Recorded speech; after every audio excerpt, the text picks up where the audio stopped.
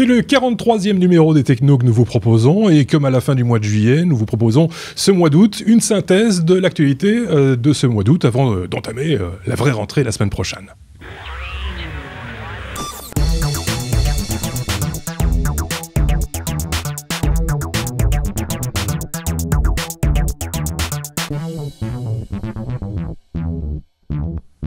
Et pour aborder l'actualité technologique du mois d'août, on a avec nous Xavier. Bonjour Xavier. Salut. Tu nous as rejoint récemment dans ce studio qui a un petit peu changé d'aménagement. Ceux qui ont la vidéo l'auront noté, on est un petit peu mieux éclairé, on est un petit peu mieux cadré, c'est plutôt agréable. Du côté de nos amis distants, allons-nous dire, du côté de Skype, on a Marc, qui est toujours aussi bien cadré, aussi beau, aussi grand, aussi beau.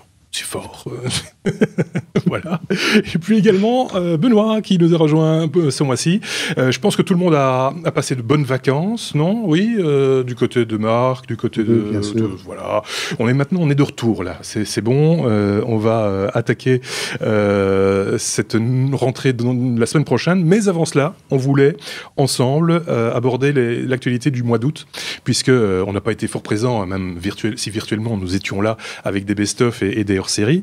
On n'a pas abordé l'actualité de ce mois d'août, donc c'est ce que je vous propose de faire cette semaine. Dans un premier temps, petit coup d'œil rapide sur le courrier des lecteurs. On a vu plein de choses circuler et on a tout lu et on a même répondu dans certains cas sur les vidéos, donc les gens concernés ont eu les réponses.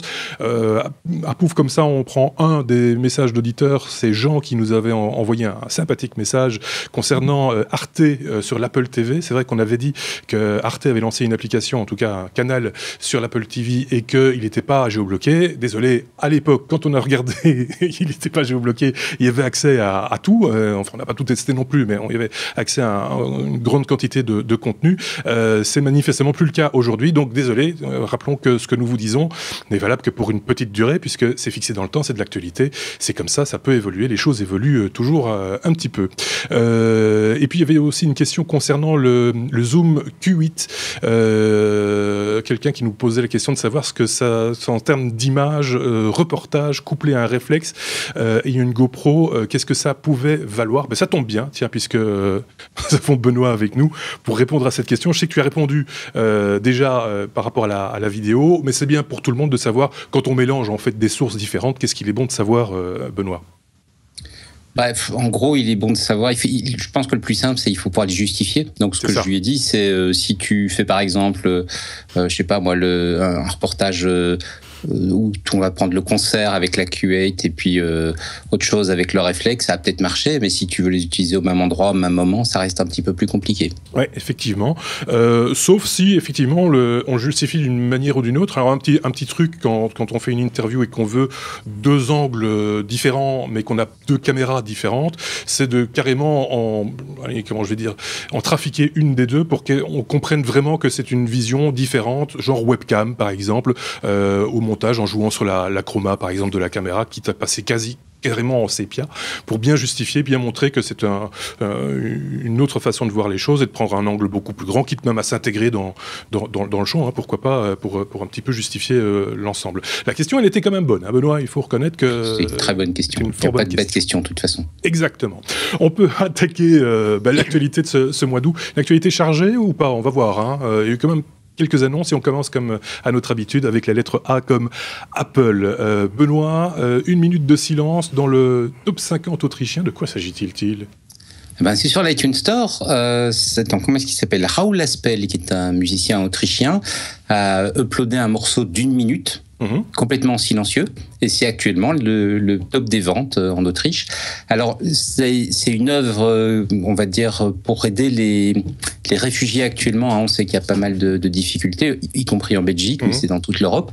Et donc l'idée, c'est de collecter des fonds. On achète 7 minutes de silence et ça donne des fonds. Les fonds vont aller à un organisme d'aide aux réfugiés. D'accord. On reste chez toi, chez Benoît, pour parler d'autre chose, de Logic Pro X. Pro 10 en fait, c'est qui vient de sortir, la numérotation correspond de nouveau avec Final Cut Pro. Ça arrive rarement, mais c'est comme ça. Oui. C'est la 10.2 qui vient de sortir, donc c'est la dernière mise à jour. Ils évoluent beaucoup plus vite que ce qu'ils ne le faisaient avant. Et en fait, en janvier, février, enfin en début d'année, ils ont racheté un gros synthé. Et les principales nouveautés ici, c'est d'avoir intégré ce plugin. Donc c'est Alchemy, qui est un gros synthé qui est, je pense qu'il y a 14 gigas de samples qui vient avec. Donc c'est vraiment c'est une grosse machine. Et ça vient gratos pour les gens qui ont déjà Logic Pro, ou $200 ou 200 €, pardon, si on l'achète pour la première fois, et puis on aura toutes les mises à jour suivantes gratos. Il y a des autres petites modifs, comme ils ont intégré le Force Touch, tu sais, sur les nouveaux MacBook, quand tu appuies, tu peux appuyer plus ou moins fort. Donc les petites mises à jour auxquelles on s'attend pour suivre l'évolution du Mac, mais la principale nouveauté, c'est l'intégration du synthé gratos dans Logic Pro. Ouais, je sais pas si c'est une bonne nouvelle, parce que je pense que Stromae est capable de se le payer. Donc voilà, bref. On va passer du côté de... je vais me faire des amis. On va passer du côté de chez Marc pour parler tout à fait autre chose. De MainStage. Ben non, justement, c'est tout à fait la même chose. Ah oui, enfin oui. Puisque MainStage, en fait, qui est aussi un logiciel Apple, qui est plus destiné à tout ce qui est musicien de scène aux musiciens de performance. Grosso modo, on peut considérer ça comme Logic, mais débarrassé de toute sa partie séquenceur. Parce qu'en fait, c'est un ensemble d'instruments virtuels qui va vous offrir à peu près une 50aine de gigas de voix dans absolument tous les domaines. Vous avez une bibliothèque de sons assez monumentale, plus de 1800 instruments, des patchs d'effets pour la voix, pour les guitares, pour les basses. Vous avez des synthés, vous avez des reproductions, pas mal d'ailleurs, parce que j'ai pu les essayer, des vieux orgues Hammond B3, vous avez des très bonnes reproductions, des pianos électriques style les Rode MK2, etc. Vous avez un très honnête piano qui est samplé à partir d'un Steinway, vous avez des arpégiateurs, vous avez plus de 3600 boucles, vous avez 4 drum kits, tout ça étant jouable directement à partir d'un MacBook connecté à un clavier maître, et tout ça pour la somme extraordinairement onéreuse de $30. C'est assez hallucinant. Et là, en fait, c'est la 3e version de MainStage, qui était un truc qui avait là pas très connu. Et en fait, ici, MainStage va se poser, donc Apple avec MainStage va se poser en concurrent direct d'autres éditeurs qui sont plutôt coutumiers de fournir ce genre de bibliothèque, comme par exemple Massive Instruments, qui reste la référence dans le domaine, mais dont le kit complet coûte quand même la bagatelle de 1000 boules. Oui. Voilà. Ouais. C'est étonnant. Alors, après, on peut discuter de la qualité intrinsèque des samples, etc. Est-ce que c'est utilisable dans des productions C'est tout à fait utilisable dans des productions professionnelles.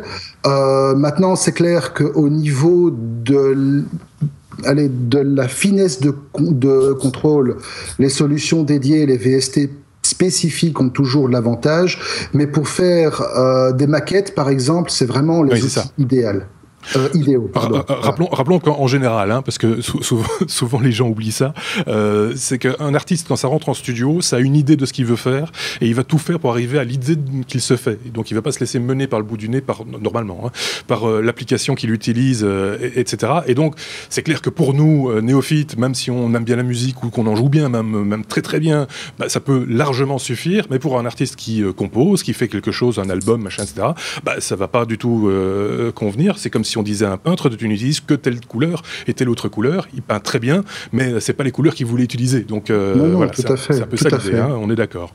Tout à fait. Pour boucler sur l'informatique musicale, je voudrais aussi, pour ceux que ça intéresse parmi nos auditeurs, signaler que il y a une bombe monstrueuse qui vient de sortir, c'est le nouveau Chronos de Korg, qui est déjà le premier était la workstation la plus puissante qui soit jamais sortie. C'est un monstre dans tous les sens du terme, c'est un truc qui tourne sous Linux. C'est d'une puissance absolument redoutable, et ils ont réussi à faire encore beaucoup mieux. Donc le nouveau vient de sortir, s'appelle le Chronos 2. Allez vous renseigner dessus. Ce podcast est là, c'est trop petit pour en faire tous les éloges qu'on voudrait, mais les tests ne manquent pas, et franchement, si vous êtes musicien, vous allez craquer. Ce podcast est trop petit. Je note, ça commence bien, la saison commence bien. Non, mais je veux dire par là que si je voulais en parler, je pourrais en parler des heures. Eh bien, pourrait, je te prends au mot, Marc, on l'a fait pour la domotique, on peut le faire pour la musique. Tout ce qui termine en hic, d'ailleurs, peut... J'ai peur. Mais attention, oui. Attention à ce que tu dis. Donc voilà. Marc, on reste chez toi pour parler d'une annonce qui va venir. C'est l'Apple TV, manifestement. Il y aurait un nouveau modèle en préparation. Il faut le signaler également, il y a une keynote prévue, je pense, 9 septembre. Le 9 septembre, effectivement. Ça devrait être la keynote où Tim Cook va dévoiler officiellement les iPhone 6S et 6S Plus. On extrapole que peut-être on aurait aussi, probablement iOS 9, la version définitive. Il y aura aussi probablement, on espère, des indications sur le futur de l'iPad qui commercialement va pas trop bien ces derniers temps. Donc on sait qu'Apple compte probablement pas mal sur le nouvel iPad Pro, mais ça reste du potentiel. Par contre ici, ce qui est quasi certain, c'est qu'il y a une nouvelle Apple TV qui va être présentée. Ce sera la 4e du nom. Par contre, on ne connaît pas grand-chose sur cette Apple TV. Ce qu'on sait par contre, c'est que de manière similaire à ce que d'autres concurrents ont fait, notamment Amazon avec la Fire TV ou la Shield de Nvidia que Sébastien nous a présenté pendant les vacances, elle sera capable de répondre à la voix. Donc Siri sera intégrée, probablement avec la dernière version d'iOS adaptée à l'Apple TV. Siri sera intégrée pour une commande vocale. Ça va aussi être probablement aller de pair avec une nouvelle télécommande qui intégrerait un micro pour faire le lien entre les deux. Par contre, au niveau du look, au niveau du design, au niveau de l'interface, on ne pense pas que ça va fondamentalement changer. Ça va probablement rester le même système avec des tiles, des tuiles, des grosses cases qui restent effectivement très très simples. Et alors, dernière chose, Apple les rumeurs précisent aussi que Apple mettra à disposition un kit de développement beaucoup plus avancé que ce qu'il y avait avant pour permettre justement aux développeurs de développer des applications qui sortent de ce que aujourd'hui l'Apple TV supporte, c'est-à-dire 99% c'est du streaming vidéo. Oui. Et là on pourrait aller ailleurs, plus loin. D'accord. Donc voilà. De toute façon, je suppose qu'en bon techno, on suivra la keynote et on vous la relaiera. Ça tombe un jour particulier. Nous, on enregistre traditionnellement le jeudi, même si exceptionnellement celui-ci est enregistré un mercredi. Et je pense que cette fois-ci, cette keynote tombe justement un mercredi ou un mardi. Donc on verra en fonction de l'emploi du temps des uns et des autres. Sinon, bien entendu, on en fera écho dans la version hebdomadaire des technos. On va passer la parole à Benoît, parce que Benoît, il aime bien parler photos, et donc on est à la lettre C comme cliché, ça tombe assez bien. Si vous préparez déjà vos prochaines vacances, il faut y penser, les économies, tout ça. Oui, des fois, il faut économiser longtemps pour avoir ce qu'on veut. Tu vas nous parler d'un nouvel appareil de chez Olympus, Benoît. Voilà, c'est déjà un peu la rentrée, donc les annonces commencent à revenir. Et Olympus vient de sortir le EM10 Mark II, donc la nouvelle génération du EM10. C'est un boîtier dans leur catégorie. Il y a 2 catégories de produits chez Olympus. Enfin, il y a des compacts, il y a 3 catégories. Il y a des compacts, et puis dans les objectifs interchangeables, ils ont les OMD et les PEN. Les OMD, c'est ceux qui ressemblent à des petits réflexes, un petit peu anciens, comme ça, ils ont un look un petit peu passé. D'ailleurs, pour l'anecdote, Marc avait voulu me rendre service en collant le visuel, et il a retrouvé un visuel des années 60 ou des années 70. Ouais. Donc c'était assez comique. Et comme la mode est au vintage, ça se pouvait. Ça se pouvait parce que c'est effectivement, on le regarde, on le reconnaît un petit peu quand même, on reconnaît l'air de famille. Surtout qu'ils ont joué sur les derniers, ils ont mis une molette qui est un petit peu les molettes qu'il y avait à cette époque-là, donc c'est assez gag. Alors, on parle d'un boîtier qui est la série 10, c'est la série plutôt entrée de gamme dans la gamme Olympus, donc on parle d'un boîtier nu à 600 €, avec un petit objectif pancake, il est à 800 €. Donc c'est pas le modèle, c'est le modèle qu'on peut s'acheter pour justement partir en vacances, faire ses photos, etc. Boîtier objectif interchangeable, donc on peut mettre n'importe quel objectif dessus, sachant que c'est des micro 4/3, donc la gamme d'objectifs, je crois qu'il y en a 40 maintenant. C'est vraiment une gamme assez solide. Et puis les grandes nouveautés par rapport à la génération précédente, ils ont intégré leur système de stabilisation à 5 axes, et ça c'est un vrai atout, surtout en vidéo. C'est-à-dire qu'ils stabilisent non seulement les mouvements latéraux, mais ils stabilisent également le mouvement de roulis. D'accord. Donc quand on tient le boîtier à bout de bras, on a un peu tendance quand on fait une visée sur l'écran arrière, on a un peu tendance à bouger comme ça, et ça stabilise cet aspect-là. Et d'autre part, en vidéo, c'est super important parce que quand le roulis sur l'image vidéo, c'est ce qui est le plus désagréable. Donc le fait de le stabiliser, c'est chouette. Et le système Olympus est super efficace. C'est pas la dernière génération qu'ils ont mis dedans. La dernière génération, ils la réservent aux boîtiers plus haut de gamme, mais c'est quand même le système à 5 axes, donc leur catégorie de système la plus performante. Ils en ont profité pour remettre à jour tous les petits composants qu'on remet à jour habituellement. Donc l'écran a une meilleure résolution, le viseur a une meilleure résolution. Donc voilà, c'est l'évolution technique classique. Et ils ont rajouté un truc qui est assez chouette sur l'écran. C'est un écran tactile, et donc ils ont mis une fonction de mise au point en utilisant l'écran quand on est en train d'utiliser le viseur. Donc je m'explique. Ouais. On a le boîtier avec le viseur contre l'œil, et puis avec le doigt, on peut aller manipuler l'écran pour dire voilà, je veux que le point se fasse là ou se fasse là. Près de la joue. Beaucoup plus pratique. C'est quand même beaucoup plus pratique que de le faire avec la petite molette. D'accord.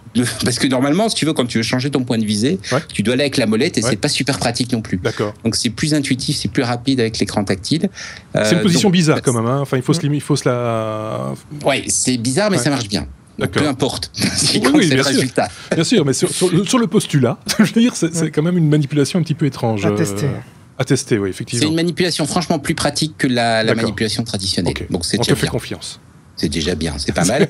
Bon, sinon, ah oui, si, dernier point quand même, ils ont mis les dernières specs vidéo, donc c'est du Full HD, c'est pas de la 4K, c'est du Full HD, mais ils ont mis les mêmes specs vidéo qu'il y a dans les boîtiers plus haut de gamme dans leur série, et donc on trouve maintenant la capacité de filmer en Full HD 24p, donc on a vraiment une bonne qualité d'image en vidéo.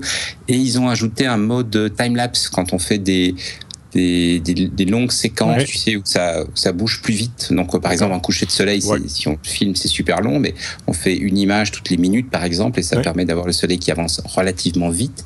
Ils ont ajouté un mode time-lapse qui, lui, est en 4K. Ah oui, quand même. Voilà, c'est l'essentiel des nouveautés. Ça fait un chouette, bon petit boîtier pour partir en vacances, parce qu'il est assez léger, pour faire des photos au quotidien, etc. On a parlé du budget ou pas ?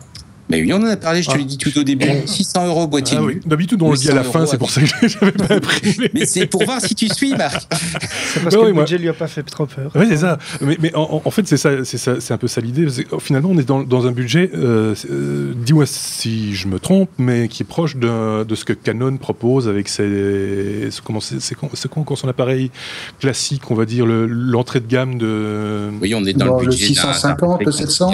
Oui, c'est ça. Oui, donc on est dans le budget d'un réflexe entrée de gamme, tout à fait. Et là, ça devient le débat dans lequel on ne va pas rentrer ici, parce que sinon, c'est comme Marc avec la musique, on va passer plusieurs heures dessus. On pourrait.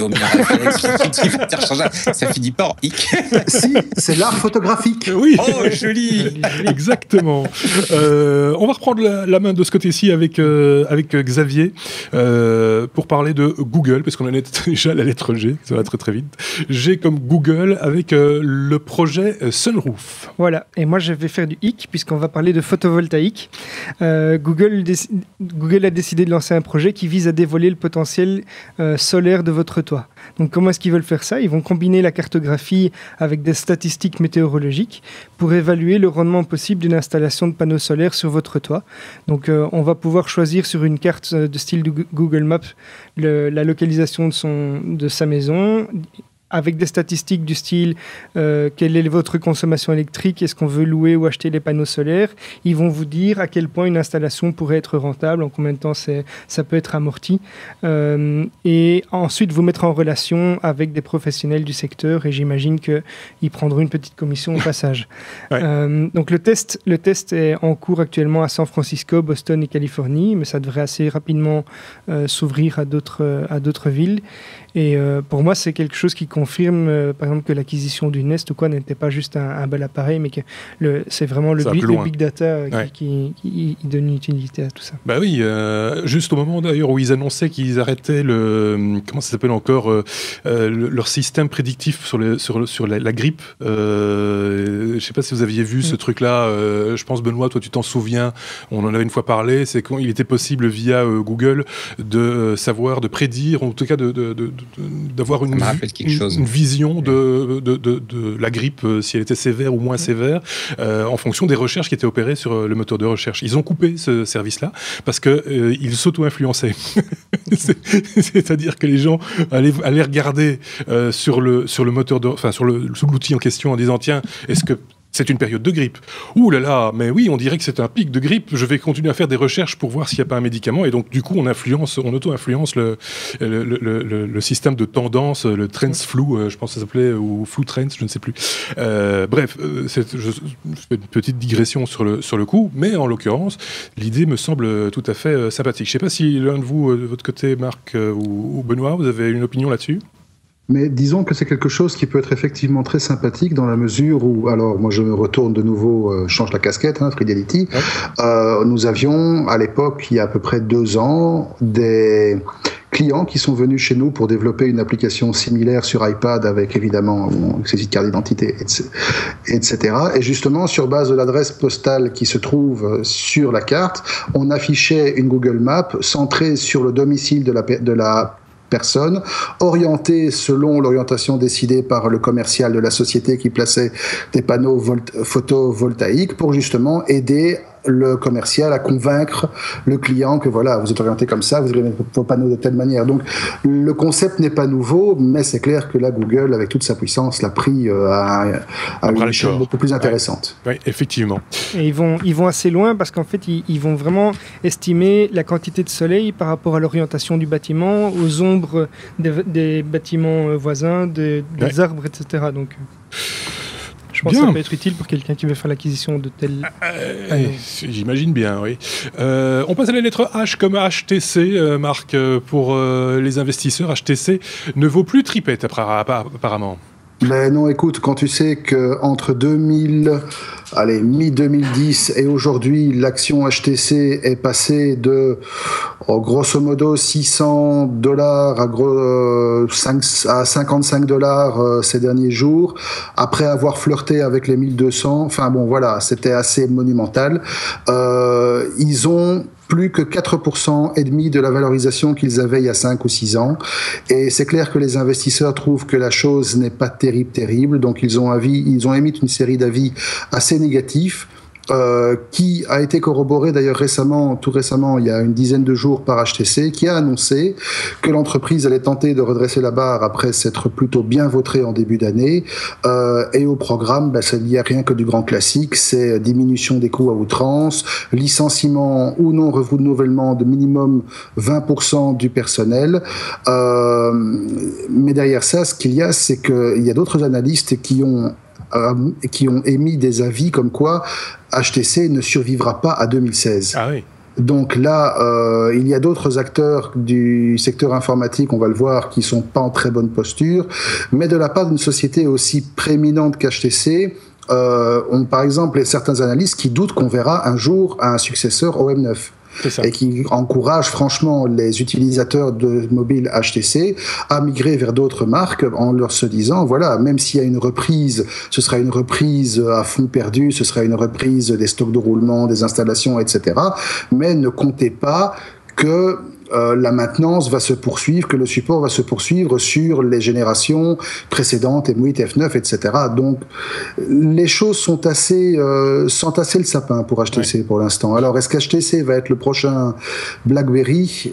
Je ne sais pas. Franchement, je l'espère pas pour eux parce que, malgré tout, on a tous eu un jour un mobile HTC et on en a tous gardé un très bon souvenir. Ouais, enfin, ils avaient fait quelques promesses, en tout cas au début des smartphones sous Android, qu'ils n'ont pas vraiment tenu sur le moyen terme, mais là ça a été une petite source de déception en ce qui me concerne.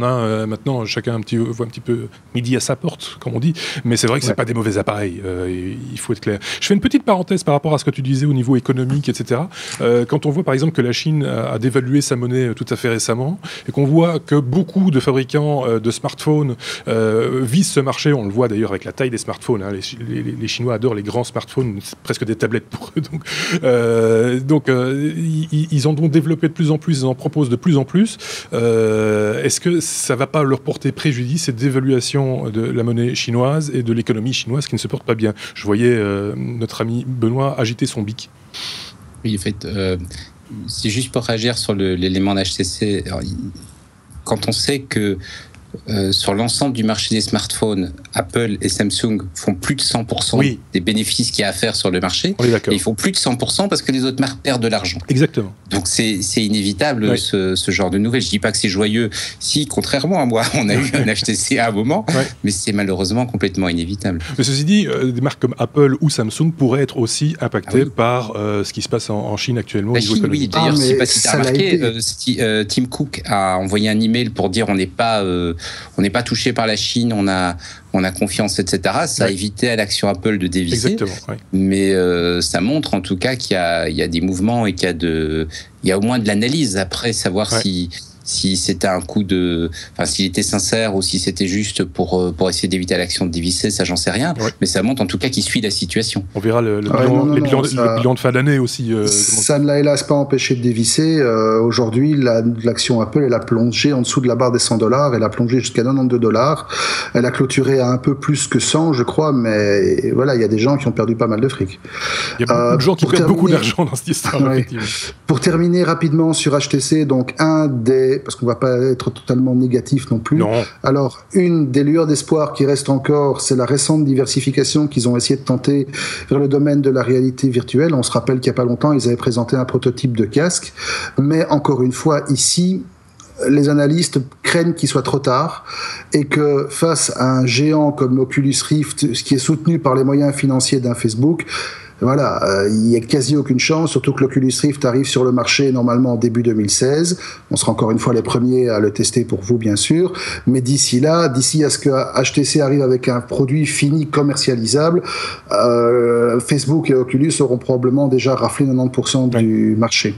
En plus, c'est pas une firme méga, comment je vais dire ça, dynamique dans le sens réactive. Quand ils annoncent un produit, oui, c'est ça, souplesse et réactivité sur certains marchés, on dirait qu'il manque un petit peu de vision à long terme et ça leur a souvent posé problème. Ils sont pas réactifs. Oui, c'est ça. Sur les hauts de gamme, en l'occurrence, c'était des bons appareils. Ça reste de bons appareils, mais c'était pas toujours au meilleur moment. Donc voilà. On reste chez toi, Marc, pour parler d'Intel. Quoi, Intel s'en va ? Non, ça va. Intel s'en va pas. Intel voudrait embarquer des Xeon dans nos laptops. C'est quoi cette histoire des véritables workstations embarquées, quoi. Ça existe déjà, en fait. Si tu regardes, par exemple, des marques comme MSI propose déjà des terminaux mobiles plus transportable lourd industriel que vraiment portable, avec déjà du processeur Xeon légèrement modifié pour ne pas tuer ta batterie en 10 minutes. Mais sinon, officiellement, Intel effectivement a annoncé tout récemment qu'une nouvelle série de Xeon, alors pour les amoureux de la nomenclature, c'est le E3 1500M V5, voilà, comme ça c'est dit, on l'a noté, qui débarque sur les machines mobiles. Alors, c'est V5 ou V51, j'ai pas bien. C'est un podcast, Benoît. On peut revenir en arrière. Voilà. Et donc, pour rappel, ce sont des processeurs qui sont composés de 4 à 16 cœurs physiques, qui intègrent l'hyperthreading, etc., donc qui doublent les cœurs physiques avec 2 cœurs logiques. Et certaines cartes mères qui seront pairées avec ces appareils, avec ces processeurs, pourront en accepter plusieurs. Alors, ce sera donc ici, dans un premier temps, les processeurs qui vont être destinés au marché mobile, ce seront des quad-core. Alors, ce seront des processeurs qui appartiennent à la dernière génération, donc la génération Skylake, avec une finesse de gravure en 14 nanomètres. Maintenant, ce qu'il y a, c'est que ces processeurs vont probablement, dans un premier temps, alors gros clin d'œil, débarquer chez Apple. Et donc, ce qu'on pense, c'est que le premier laptop qui va proposer un Xeon embarqué en version mobile, ce sera le prochain MacBook Pro 15 pouces. D'accord. Voilà. Donc ça, il faudra surveiller si Apple fait une annonce. Je ne pense pas qu'il y en aura encore une cette année-ci sur le renouvellement des MacBooks, mais on peut se tromper, bien sûr. Et ce qui laisse penser que ça pourrait être Apple plutôt qu'une autre marque, c'est que dans son annonce, justement, qui visait et qui ciblait principalement les Xeon mobiles, Apple a bien mis l'accent sur la compatibilité totale de l'infrastructure avec la connectique Thunderbolt. D'accord. Donc voilà, c'est un gros clin d'œil et un gros appel du pied vers la firme à la pomme. Parce qu'on avait parlé à un moment donné qu'Apple pourrait éventuellement quitter Intel. Ça, c'est plus du tout à l'ordre du jour, du coup. Non, surtout que Apple il y a eu d'autres rumeurs disant que l'iPhone 7 pourrait utiliser un chip Apple. D'accord. C'est ça. En plus. Mais bon, ça, on est encore... Donc, encore une fois, comme on a l'habitude de le dire, une affaire à suivre. Je ne sais pas ce que ça évoque du côté de chez Benoît, qui est un gros utilisateur Apple. Une machine surboostée comme ça, à coup de Xeon, pour faire de la vidéo, ce serait parfait. Hein. Oui. Je me disais, ça pourra peut-être aussi l'utiliser sur les iMac, parce que les iMac, pour avoir la finesse, sont toujours construits avec des processeurs portables. Oui, ou même du Mac Mini, pourquoi pas. Ou même du Mac Mini, oui. Parce que il y a de la place dans la gamme. Donc, un Mac Mini en Xeon, là, le pied. Oui, j'imagine. Pour faire du serveur compact, ce serait topissime. Ce serait parfait, oui, effectivement. Ça ressusciterait le Mac Mini en tant que serveur, parce que la version serveur n'existe plus depuis un petit temps maintenant. Hélas. Mais si elle existe, tu prends un Mac Mini normal, et tu mets ce qui n'existe plus, c'est le OS 10 serveur. C'est ça. C'est parce qu'ils ont mis tous les composants serveurs comme une app achetable sur l'App Store. Ouais. Donc, la version serveur, c'était juste, il y avait quoi ? Il y avait un wiki, il y avait 4-5 softs en plus. Il y avait un petit peu de hardware aussi, il y avait de la RAM en plus, je pense, d'origine. Enfin, je ne sais plus. Ça, c'était une question de config, mais ça, ils ont toujours l'option de config. Donc, tu configures et puis donc il y a encore moyen. Il y a encore moyen, effectivement. Qu'est-ce que j'allais dire ? Que j'allais donner la parole à qui sur ce coup-ci, parce que j'ai perdu le fil. On a fait Intel. Ah, de nouveau à Marc, tiens. Elle, comme ça, je boucle. Elle, comme logiciel, on va parler d'Opera Software, qui cherche un repreneur, c'est à vendre. Oui, Opera est à vendre, apparemment, donc c'est assez étonnant. On va rappeler ce que c'est Opera, parce que... Il y en a encore qui l'utilisent. Alors, ils sont pas nombreux, c'est vrai, ils sont plus que 1,34%, donc très très loin derrière Chrome, Safari, ou même Edge, qui est le nouveau navigateur de Microsoft. Et même sur mobile, où pourtant Opera avait fait ses armes en proposant des applications assez innovantes qui permettaient de réduire pas mal la bande passante utilisée et donc d'économiser les précieux quotas en 3G, en 4G. Voilà, c'est assez fini. Pour rappel, à l'époque, il ne faut pas oublier non plus qu'Opera avait signé un accord avec Microsoft pour intégrer d'office tous les smartphones d'entrée de gamme de Microsoft. Malgré ça, Opera va mal. Donc les résultats du deuxième trimestre qui devraient arriver incessamment sous peu vont probablement confirmer le fait que le chiffre d'affaires est en chute libre, et donc la firme a mandaté un bureau indépendant pour évaluer, alors je cite, évaluer et prendre en considération les alternatives stratégiques de l'entreprise. Quand on vous sort un truc comme ça veut dire généralement on met le gros panneau à vendre. Oui, c'est un petit peu ça, forcé. Effectivement. On va revenir ici en studio pour parler avec Xavier de la lettre M. Il y a des choses à dire sur M, il y a plein de choses à dire sur M, mais on va commencer avec M comme méga, par exemple. Kim.com déconseille l'utilisation de méga, Xavier. Voilà, alors un petit rappel, Kim.com, c'est Kim Schmitz de son vrai nom, qui est le fondateur de Mega Upload. Donc Mega, c'est le successeur de Mega Upload, qui est un service de stockage dans le cloud. Et suite à l'acquisition par un gros investisseur chinois de la société, Kim.com a été licencié et il déconseille fortement l'utilisation de son propre service, puisque suite à cette acquisition, il dit qu'il y a de fortes chances que la société collabore avec le gouvernement néo-zélandais, et donc la sécurité des données, la confidentialité des données n'est plus garantie. Ouais. Et donc, ça montre quand même qu'il est soucieux de ce genre de choses, parce qu'il veut lancer déjà un nouveau service de stockage avec vraiment cet aspect-là de la sécurité des données en priorité, qui serait open source, qui serait gratuit.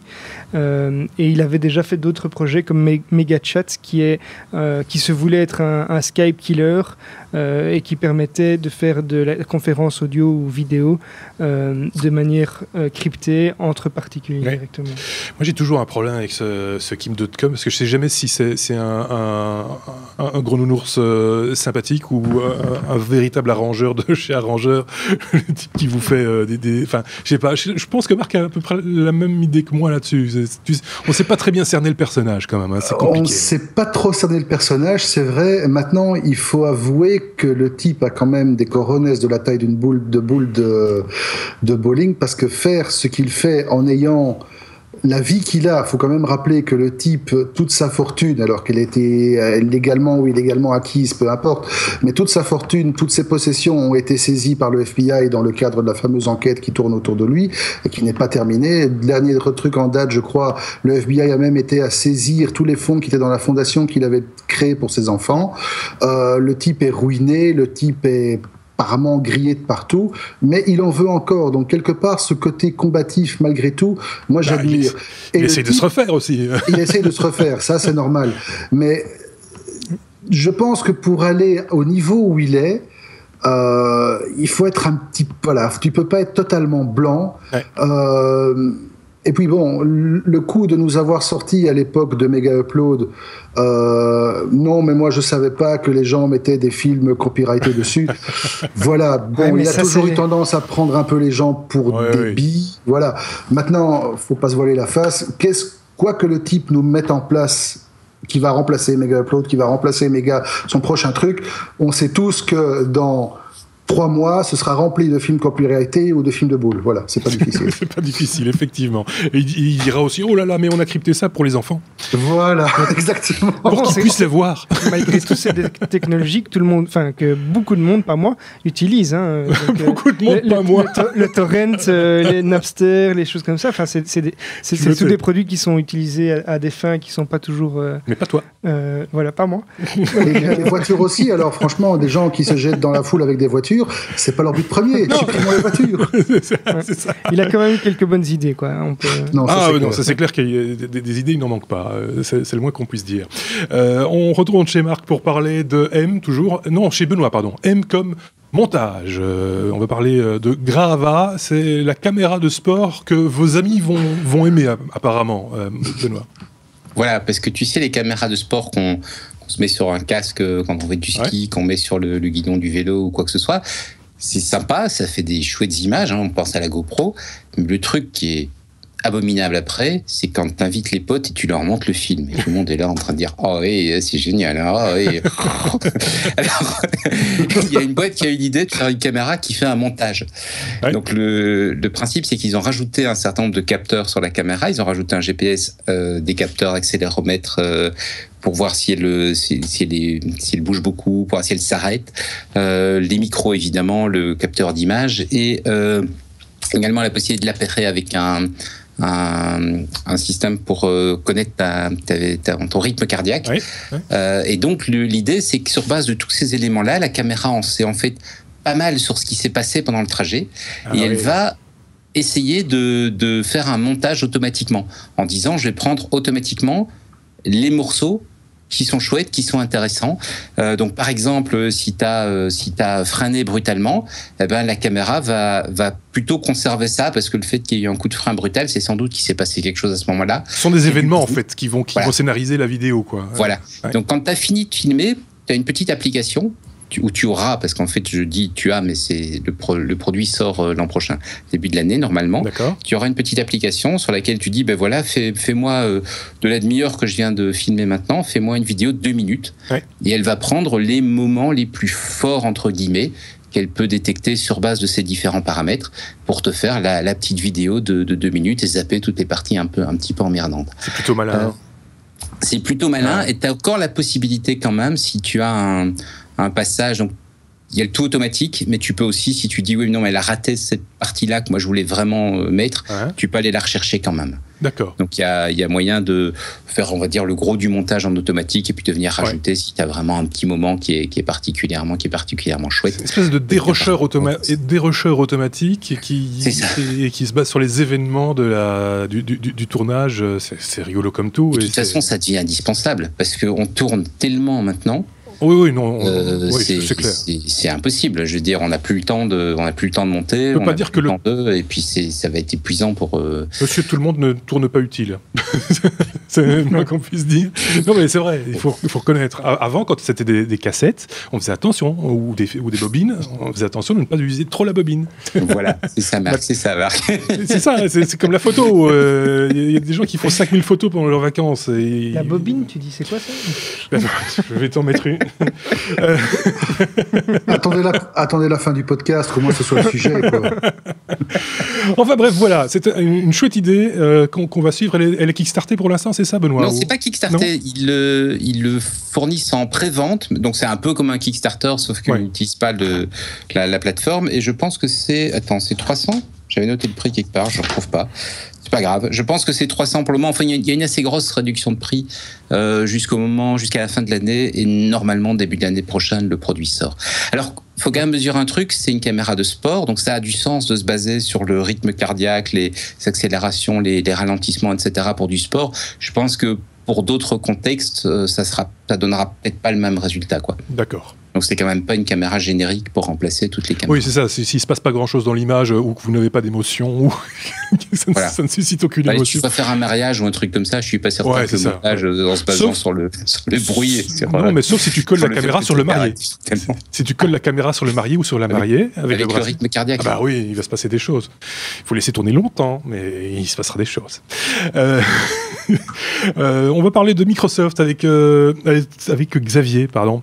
Microsoft et de Office 2016 qui serait lancé le 22 septembre. Voilà, ça c'est une info que j'ai vue un peu plus récemment. C'est un site allemand, WinFuture, qui a pu mettre la main sur une note interne de Microsoft et qui annoncerait la sortie de Office 2016 pour le 22 septembre. Donc c'est 2 mois après la sortie de la version Mac. Et les améliorations principales, c'est toujours l'intégration au cloud et l'amélioration de la collaboration entre différentes personnes, donc plusieurs personnes qui peuvent éditer simultanément un même document. Ce que Google ce qu'on utilise chaque semaine pour ce podcast. Et donc pour les abonnés de Office 365, la mise à jour sera gratuite. Pour les autres, il faudra passer à la caisse. On ne connaît pas encore les tarifs officiels, mais l'idée c'est de nouveau d'uniformiser un maximum cette application qui est de plus en plus utilisée également sur les tablettes et les smartphones. Ok, c'est bien noté. Donc on attendra la date du 22 avec impatience pour en savoir plus. On passe à la lettre S comme Samsung. Pour parler de ça, Marc, Samsung crée une batterie à la longévité illimité, c'est énorme, illimité. Ouais, c'est ce qu'ils annoncent. Ouais. Effectivement, au-delà de la problématique principale de nos smartphones d'aujourd'hui, qui est leur autonomie, il y a une autre problématique qui est générale à toutes les batteries qui existent au monde, c'est leur longévité. On sait tous qu'après un certain temps, après un certain nombre de cycles de charge, l'autonomie de la batterie a tendance à en pâtir, et finalement, au bout de 2, 3, 4 000 recharges, votre batterie est bonne pour la casse. Voilà. Alors, ce que Samsung, en collaboration avec des chercheurs du MIT, ont découvert, c'est un moyen de faire durer les batteries indéfiniment. Donc, d'effacer, d'enlever de l'équation la partie diminution de capacité de charge. Alors, c'est quelque chose qui est encore à l'état de prototype, mais pour rentrer très brièvement dans les détails techniques, donc une batterie utilise des produits chimiques qui ont une durée de vie limitée. Notamment, ils utilisent un composant qu'on appelle l'électrolyte, qui est un liquide ou une substance légèrement pâteuse où baigne une anode et une cathode. Et voilà, c'est le déplacement d'électrons entre les deux qui produit l'électricité. La dégradation de la batterie vient du fait qu'au fil du temps, les substances qui sont utilisées pour les différents composants s'usent. Et donc ici, ce qu'ils ont pensé à faire, c'est ils ont développé un électrolyte entièrement sous forme solide qui a une durée de vie beaucoup plus longue. Alors, on se rappelle qu'au début de cette annonce, on a parlé d'une batterie à durée indéfinie. Oui. Il faudra voir ce qu'indéfini veut dire. Oui. Ce ne sera probablement pas une batterie éternelle. Maintenant, ce qu'ils estiment, c'est qu'avec ce genre de technologie, une batterie pourra durer 5, 10, voire peut-être 20 fois plus longtemps avant d'être jetée à la poubelle. Autrement dit, il y a de grandes chances que la durée de vie de la batterie dépasse la durée de vie de l'appareil lui-même. C'est ça. De ça, évidemment, il y a un autre problème qui découle, c'est qu'une batterie qui n'est pas totalement obsolète après que l'appareil qui l'utilise le soit lui, c'est qu'on va se retrouver avec peut-être plus de déchets au niveau batterie parce qu'elles ne seront pas toutes recyclées de la même manière. Ouais. On ne peut pas recycler une batterie encore capable d'être chargée de la même façon qu'on recycle une batterie qui est en fin de vie. Par contre, avantage de ce nouveau système, et ça on repense surtout à toutes les histoires de batteries explosives qu'il y avait eu il y a quelques années, c'est que grâce à son état solide, la batterie chauffera beaucoup moins et que les risques d'explosion et d'autres dommages similaires seront quasi inexistants. D'accord. Voilà. Enfin, il y a quand même ce problème de recyclage et beaucoup de choses encore à régler. Je fais juste une petite parenthèse parce que je lisais un peu de temps avant d'enregistrer ce podcast, une société s'est amusée à intégrer une pile à combustion dans un iPhone 6. Moyennant combustible, une pile à hydrogène. Une pile à hydrogène, oui. Une pile à combustible, oui. Moyennant quelques modifications, mais vraiment très limitées, juste une petite aération supplémentaire et une modification évidemment sur la connectique, qui n'est forcément pas la même. Ça semble être aussi, et là on parle d'une autonomie de peu plus d'une semaine. Un peu, oui, exact. Ils ont pris un iPhone 6S, ils ont conservé la batterie d'origine, donc elle est toujours rechargeable avec le port Lightning, et ils ont en fait réduit la taille de cette batterie pour insérer une pile à combustible. Ils ont effectivement découpé quelques petites fentes sur le côté de l'iPhone pour permettre l'évaporation de la vapeur d'eau qui est dégagée par la réaction de l'hydrogène, et ils ont enlevé le port jack pour le remplacer par un port de chargement de la pile à combustible, et ils atteignent effectivement une semaine d'autonomie en utilisation normale, ce qui est assez et là c'est rechargeable en l'occurrence. Et là c'est rechargeable. Allô. C'est super chouette, c'est pour l'Apple Watch. Parce que recharger la Watch tous les jours... Oui, c'est... Oui. Mais je pense aussi aux constructeurs automobiles. Un des problèmes des voitures, c'est on se dit, OK, après 8 ans, ma voiture ne vaut plus rien parce que les batteries sont mortes. Effectivement, mais ça, il y a déjà eu plein d'exemples de gens qui ont mis des piles à combustible dans des voitures, et ça n'a pas beaucoup évolué. Peut-être que le problème du réseau de recharge aussi, et puis certains lobbies aussi qui ont sans doute fait pression à différents niveaux. C'est possible. Je pense que c'est même plus que probable. Je vais redonner la parole à Benoît parce qu'on va parler son, puisqu'on était à la lettre S après Samsung, à la lettre S comme son, pour parler de la lettre Z comme zoom. Voilà. Le zoom F8. Le zoom F8, tout à fait. Donc zoom, j'ai voulu en parler parce que je sais bien, Marc, que c'est une marque que tu as beaucoup.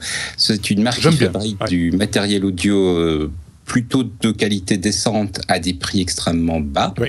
Et ils viennent de sortir un appareil sur lequel je ne vais pas m'étendre parce qu'on va le garder pour le hors-série sur l'art cinématographique. Oui. Mais ici, juste pour le signaler, c'est un petit enregistreur, relativement petit d'ailleurs. Il est pas tellement plus large qu'un réflexe, avec 8 entrées micro. Donc la capacité d'en prendre 8 sources sonores en même temps, et la capacité également de gérer les timecodes. Et le timecode, c'est le moyen professionnel pour venir se synchroniser avec une caméra. Et ça coûtait horriblement cher jusqu'à l'annonce de Zoom, puisque le petit Zoom F8 sera vendu seulement 1300 €, et donc en pratique on va le trouver sur le marché dans les 1000 €, quoi. Alors je sais qu'il y en a qui vont faire chute de prix qui est absolument phénoménale. Et le dernier élément pour montrer qu'ils ont quand même mis pas mal de fonctionnalités dedans, ils ont également une gestion Bluetooth qui permet de le contrôler depuis un iPad ou depuis un iPhone, parce que comme le boîtier est petit, ça, sur un iPad, tu récupères un peu plus de place pour manipuler. Alors, je tiens à préciser une chose, c'est que il y en a qui ont certainement fait un bond de leur chaise en entendant que c'était pas cher, 1300 €. Pour ce type d'appareil, on est très très très très en dessous des prix habituellement constatés, parce que c'est un usage très particulier, souvent professionnel, et qu'il n'y a que des marques professionnelles qui en proposent, et que offre-demande aidant, le prix, lui, ne baisse pas. Et donc, ça reste des appareils très coûteux. On parle là d'un enregistreur 8 pistes, soyons clairs, transportable avec timecode. C'est quand même de la belle ouvrage. Je pense qu'un des moins chers sur ce marché que j'ai pu apercevoir il y a déjà pas mal de temps de ça, je pense que c'était Fostex qui faisait ça, un appareil à peu près similaire, mais beaucoup plus cher par contre.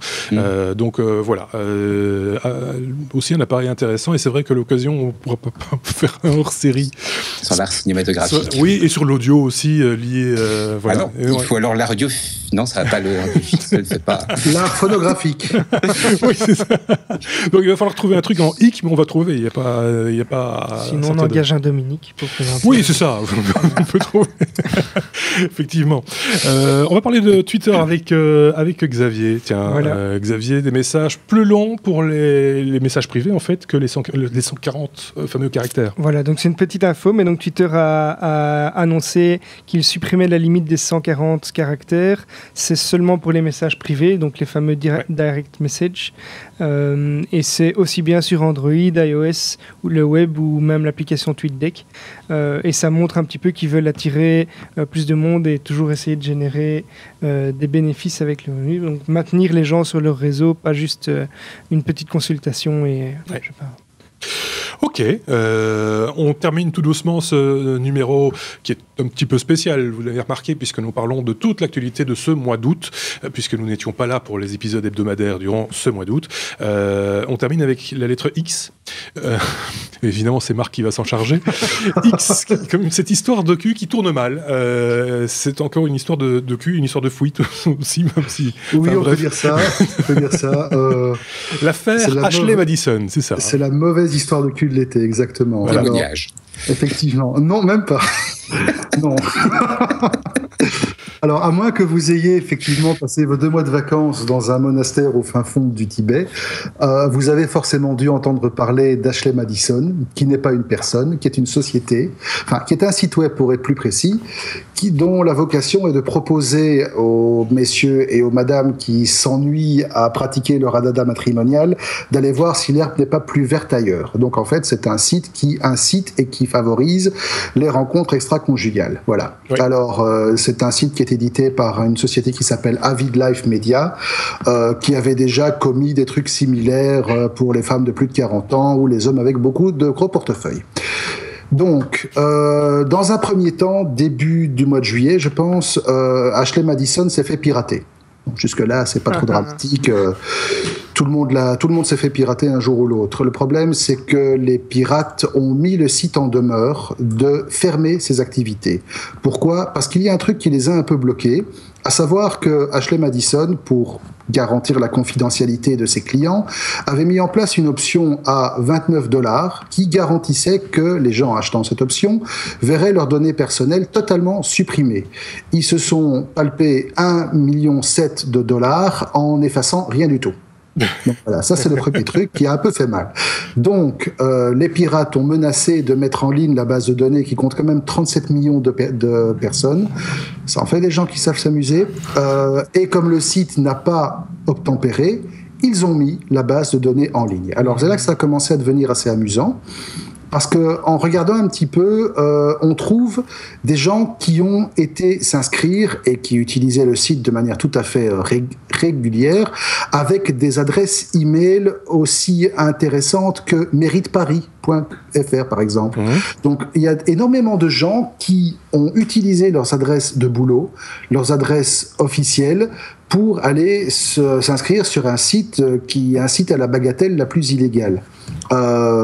Donc autrement dit, ça a été la grosse panique dans le sens où il y a quand même 37 millions de personnes dont le nom, les adresses e-mail et une partie du numéro de la carte de crédit sont dans la nature. Et ces gens sont de notoriété publique, des gens qui vont tremper leurs biscuits là où il ne faut pas. Alors l'autre problème, c'est qu'il y a des gens qui ont récupéré cette base de données, qui ont commencé à mettre en ligne des outils qui permettent de vérifier, en entrant une adresse email, si vous vous trouvez dans la base ou pas, ou qui vous mettent sur une carte.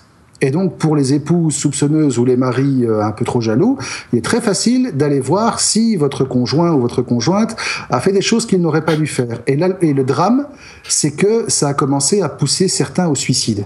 Oui, ça c'est donc plus grave, des utilisateurs du site ont paniqué, ont pété les câbles, et plutôt que d'essayer de s'expliquer avec leur conjoint ou quoi, ben voilà, ils ont préféré en finir de manière beaucoup plus radicale. Alors, conséquence, aujourd'hui, il y a plusieurs class actions qui sont en cours, qui demandent à la société mère, donc Avid Media, jusqu'à 500 millions de dollars de dommages et intérêts, c'est monstrueux. Oui. Et Ashley Madison, donc via sa société mère, a également promis une somme de 500 000 dollars canadiens à toute personne qui est capable de fournir la moindre information sur le groupe de pirates qui est à l'origine de la chose. Donc franchement, ça a commencé comme une mauvaise histoire de cul, mais c'est en train de virer au drame. Oui, c'est effectivement, c'est le genre de truc. Enfin, une fois de plus, quand on joue avec le feu, c'est un petit peu ça l'histoire. Hein. On ne sait plus très bien où sont les responsabilités à un moment donné. Donc voilà, si vous voulez faire des choses qui ne sont pas catholiques avec votre corps, ne le mettez pas sur Internet. C'est pas le cas de Benoît. Pourtant, j'ai tapé son nom sur Internet. Suite. T'hésites pas un seul instant. Toi. Il attaque très fort, toujours. Nous, on est pas en couple, pourtant. Non, mais on rigole, mais c'est vrai que c'est une véritable catastrophe pour un paquet de gens. J'étais en train de me dire, on se demande à la fin qui est le plus malhonnête entre la société qui, si j'ai bien compris, a facturé pour pouvoir effacer des données qu'elle n'a pas effacées. Oui. La personne qui mène une vie extra-conjugale et les pirates, en final, c'est vrai que c'est flou. C'est une espèce de roman Enfin, ça ferait un beau film. C'est assez incroyable parce que... Ça ferait un chouette film. Oui, tout à fait. Parce que... Ça ferait un bel épisode de Mr. Robot, ça. Non, mais c'est parce que c'est pour ça que je trouve ça très flou et très, très particulier, c'est que personne ne peut vraiment se plaindre, en fait. Tu peux être certain que 99% des gens dont les données ont fuité sur le web vont simplement essayer de laisser passer l'orage le plus... On fait le drone. En serrant les fesses le plus fort possible. Oui, c'est ça, oui. Donc, c'est très particulier comme... Voilà, pour bien terminer ce numéro 43... T'avais dit, on est allé fort. Hein. Oui. C'est bien le numéro 43, je me suis pas trompé dans la numérotation. J'étais inquiet. Non. Donc voilà, pour clôturer donc ce numéro un petit peu particulier de fin de mois d'août, pour clôturer également l'actualité de cet été. Donc il se passe des choses pendant l'été. Ceux qui arrêtent leur podcast durant cette période ont tort, je trouve. On a bien fait de rester bien présent. La rentrée, c'est la semaine prochaine, une vraie rentrée. Je ne sais pas encore qui sera avec nous pour parler de l'actualité de la semaine à venir. Et il y aura certainement plein de choses à dire. Merci beaucoup à Benoît pour ses interventions et à très bientôt. Merci également à Marc qui ne sera pas là, lui, par contre, la semaine prochaine, ça j'en suis sûr. Merci. La semaine prochaine, si à mon avis, je serai là. Ah oui, c'est juste, c'est la semaine prochaine, tu seras là. La semaine prochaine, je devrais être là. Voilà. C'est Seb qui ne sera pas là. C'est Sébastien qui vient encore en vacances, effectivement. Xavier, il vient quand il veut, c'est un voisin. Il vient dans ce studio nous rejoindre quand il veut, avec son gros portable. Merci à tous. N'hésitez pas à poser vos questions, faire vos remarques, etc. Sur nos différentes pages. Vous êtes bien entendu les bienvenus. Désolé pour cette réalisation un petit peu saccadée par moment, mais il faut le temps de reprendre un petit peu ses marques. On redémarre comme ça cette nouvelle saison. À très bientôt. Au revoir à tous.